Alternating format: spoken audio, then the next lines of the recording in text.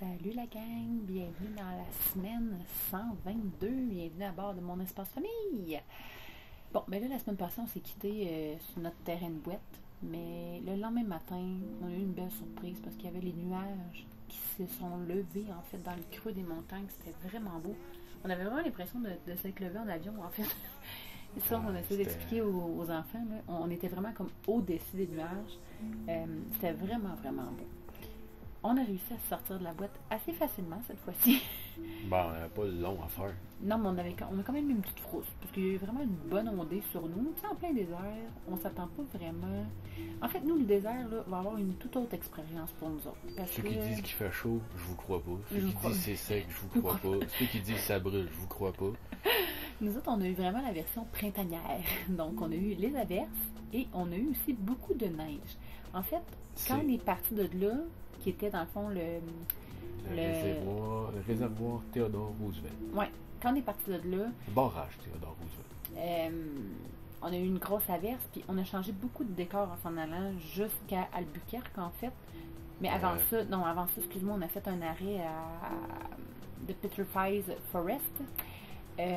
Encore là, tu sais, on a tagué ça, on savait pas trop à quoi s'attendre, on n'avait pas vraiment, on a vu ça, ok, cool, ça peut être différent.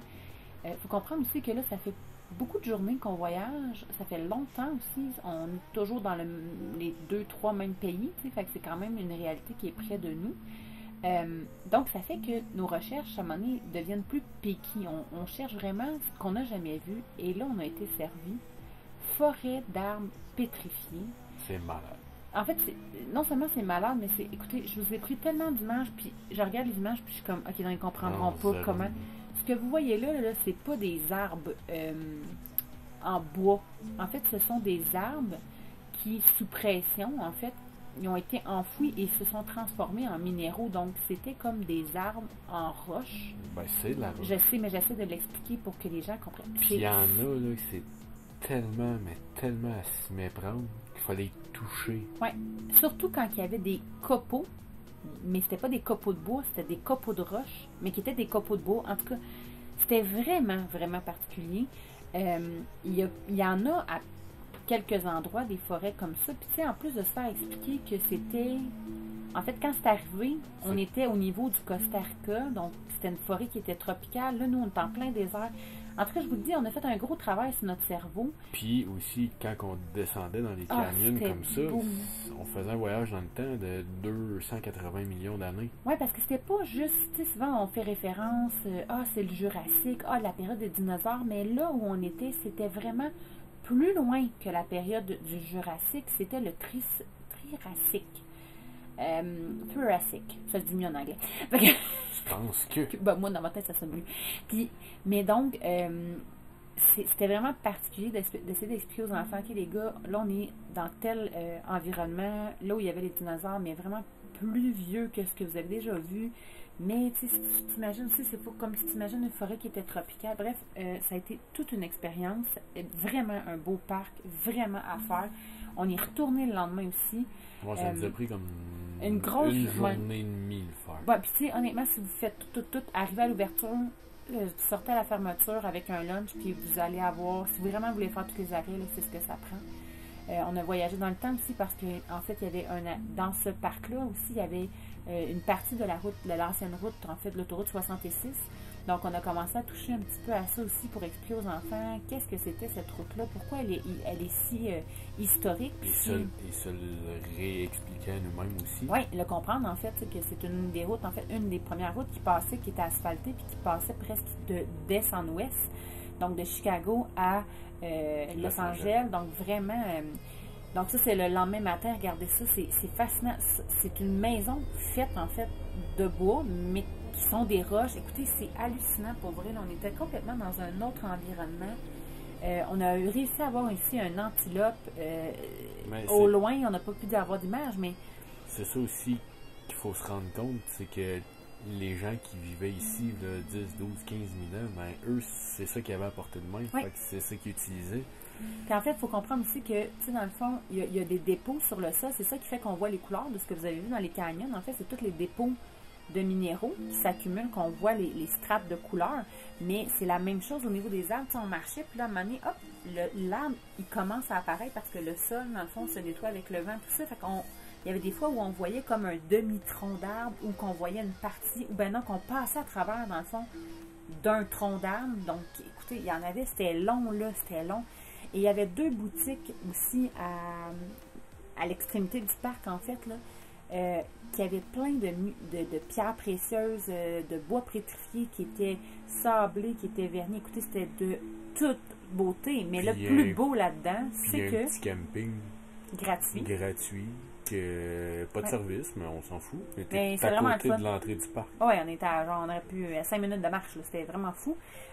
Et les garçons, eux, ont capoté parce que là, ils ont pu faire une chasse aux roches pétrifiées. Parce que c'est pas la clôture qui arrête ça. Non, c'est ça, ben, tu sais, c'est la nature en fait, là. Fait que il y en avait à côté du site. Et là, les gars se sont mis à faire des fouilles archéologiques. Écoutez, c'était tellement un beau moment.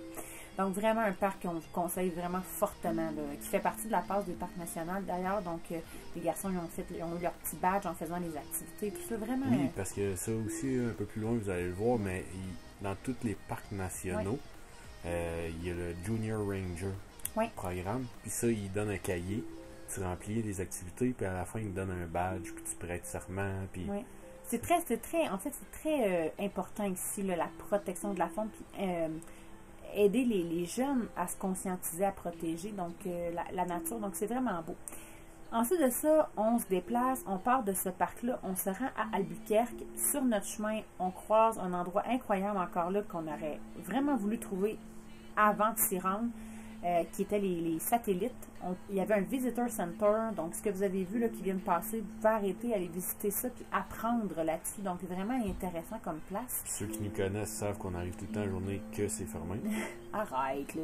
On le savait pas qu'il y avait Ben ça. non, ça va pas zéro. Puis, honnêtement, on aurait pu attendre au lendemain aussi, mais là, c'était pas dans le programme, puis je sais pas, on a de la difficulté à se remettre dans notre bille puis d'arrêter quand on voit quelque chose de beau. Là, ça fait 2 en 2. Là. Pendant ce qu'on parle, là, dans la vidéo, là, je me rends compte qu'on n'a pas arrêté et qu'on aurait pu juste attendre au lendemain. Bref, tout ça pour dire, on finit par arriver à Albuquerque, qui est la plus grosse ville du Nouveau-Mexique.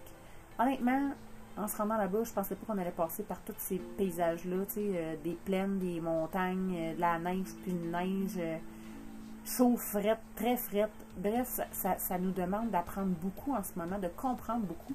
Encore là, on refait des petites parties de route 66 de la à gauche, pas à droite. Puis, mais notre plus belle découverte d'Albuquerque, ça a été le musée des Montgolfières.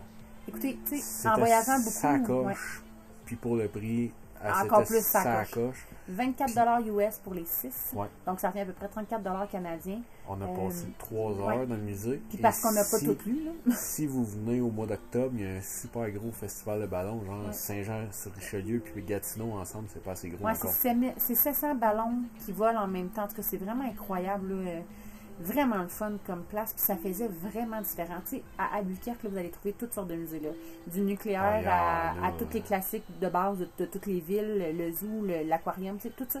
Sauf que nous, en voyageant depuis longtemps, on a besoin de voir des choses différentes parce qu'on peut apprendre des choses différentes. Donc, ce musée-là, pour nous, a été vraiment... bullseye. Ouais, vraiment génial.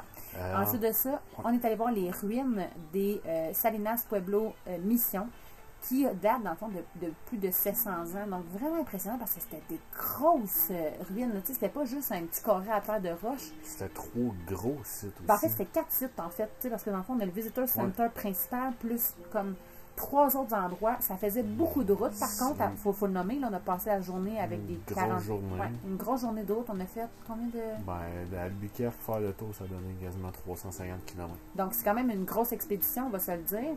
Mais on a beaucoup appris sur ces first... Pas besoin d'America the Beautiful, celle-là. C'est gratuit, tu peux y aller. Donc, ça nous a coûté notre petit plein d'essence, puis on a pu apprendre sur les First Nations de cet endroit-là. Donc, vraiment un autre coup de cœur pour nous. Et là, il faut comprendre que là, nous, on se bat avec des avertissements de grosses tempêtes de neige, verglas, Donc, pour nous, être au Nouveau-Mexique, on pensait pas que c'est ça, donc on est vraiment dans la totale aventure. Comme j'ai dit au gars, il aurait dû garder l'ancien Mexique. Bref, on se laisse là-dessus sur les images de cette semaine. Merci d'être là, puis on se voit la semaine prochaine. La semaine prochaine, on découvre Santa Fe, ils ont réussi à s'y rendre. Donc, restez avec nous, puis on se revoit. On se revoit la semaine prochaine. Ciao, bonne semaine. Ciao.